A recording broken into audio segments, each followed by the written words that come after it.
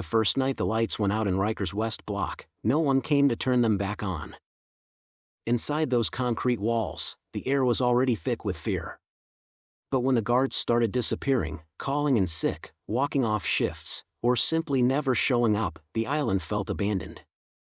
And for the men locked inside, chaos was just one rumor away. If stories like this fascinate you, hit subscribe, because this one only gets darker.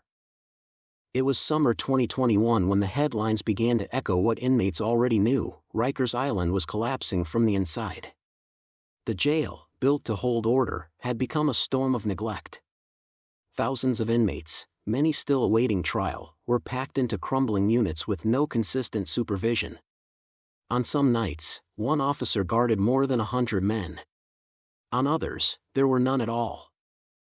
They called it the triple shift era, when exhausted officers worked 36 hours straight, sleeping in their cars between rotations.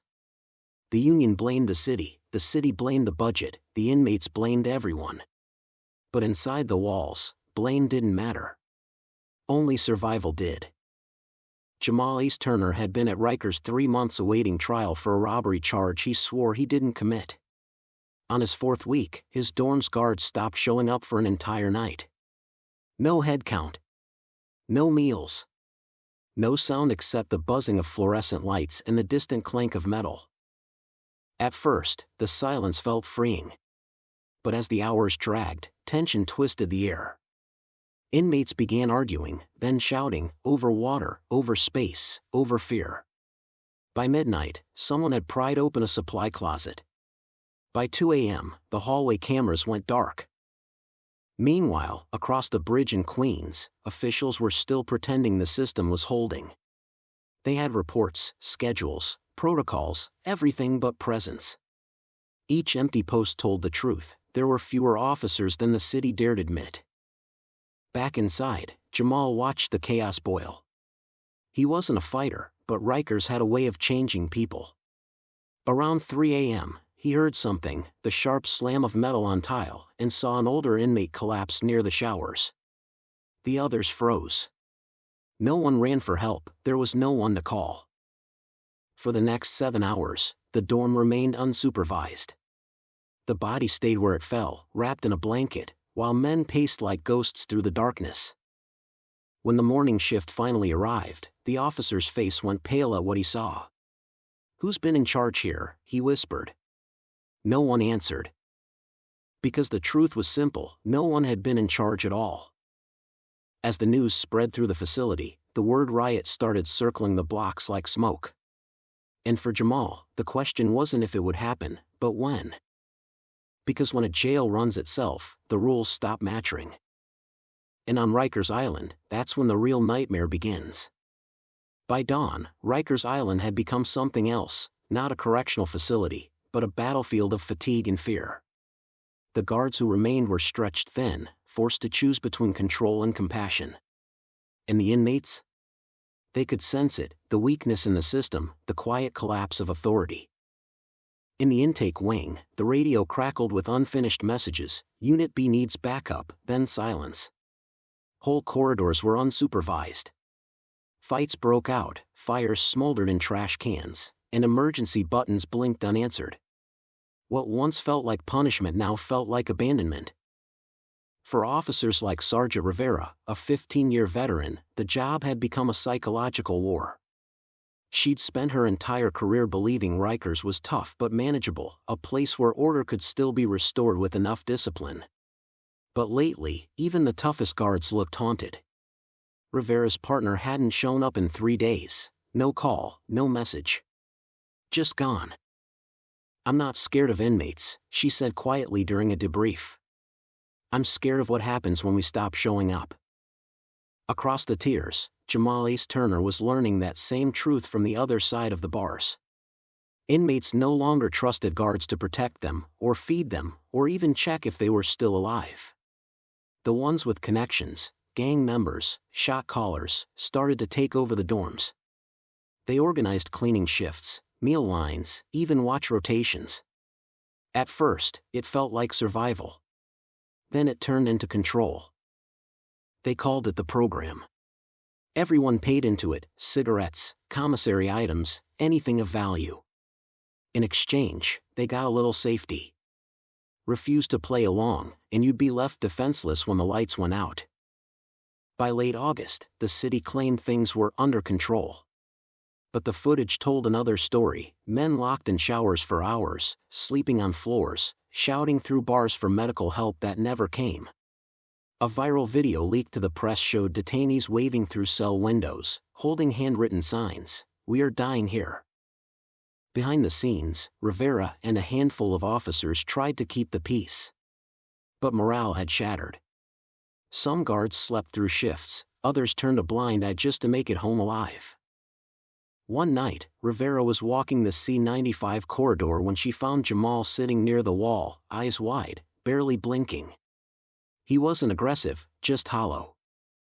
"You all right?" she asked. He looked up, voice low. "Ma'am, how long you think before they forget we're in here?" She didn't answer. Because deep down, she already knew the city had forgotten. The next morning, Rivera found something taped to the door of the staff locker room, a printed memo from headquarters. It wasn't a solution. It was a threat: failure to report for assigned duty may result in disciplinary action. The kind of letter written by people who'd never set foot inside. By that afternoon, 20 more officers called in sick. The union issued another warning: the commissioner promised reform. But inside Rikers, none of it mattered anymore. The power wasn't in the offices, or even the towers. It was in the hands of those still inside, the inmates running the dorms, the exhausted guards clinging to routine, the few who still cared enough to stay. And that's when the first rumor started, that someone in administration was falsifying staffing reports to keep the crisis off the record. Rivera didn't want to believe it, until she saw the night roster with her own eyes. Her name was signed for a shift she never worked. The next morning, Rivera arrived early, earlier than anyone expected. The corridors were silent, the kind of silence that pressed on your chest. She walked straight to the control room, past stacks of paperwork and blinking monitors showing blind spots in every unit. What she found confirmed everything she feared: rosters rewritten, timesheets forged, cameras switched to loop mode. The shortages weren't just a symptom. They were being hidden. Someone high up was falsifying attendance logs to make it look like the jail was properly staffed. On paper, Rikers looked operational. In reality, half the posts were empty.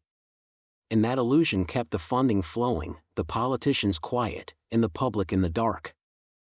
Rivera printed the files and tucked them into her vest. But in a place like Rikers, truth was a dangerous thing to carry. That same afternoon, Jamal's dorm erupted again. A fight over food turned into a full-blown standoff, trays thrown, doors kicked, lights shattered. With no staff present, the chaos spread like a fuse. When Rivera's radio crackled with the code word for riot, she ran.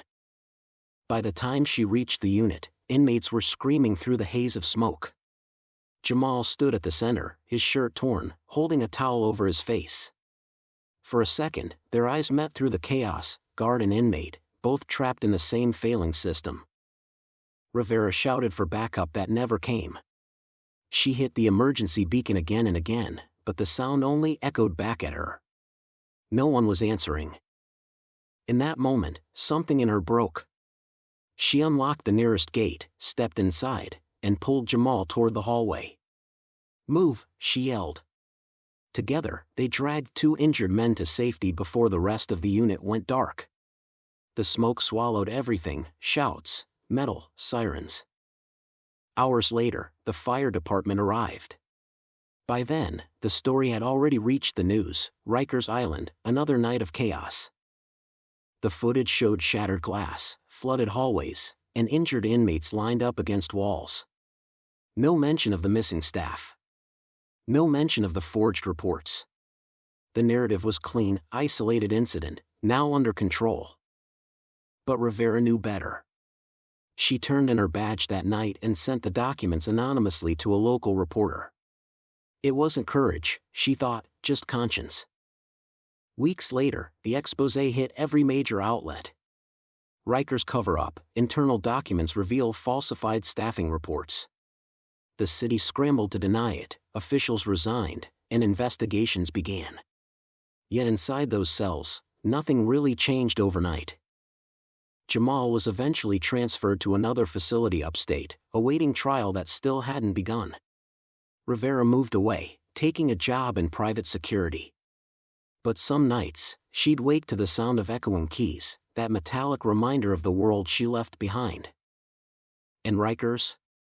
It kept running, half-staffed, half-forgotten, its walls holding not just the inmates, but the weight of every secret buried within. Because on Rikers Island, survival isn't measured in time served. It's measured in silence kept. If you think this story was intense, the next one will leave you speechless. Subscribe for more true crime stories that'll keep you on the edge of your seat.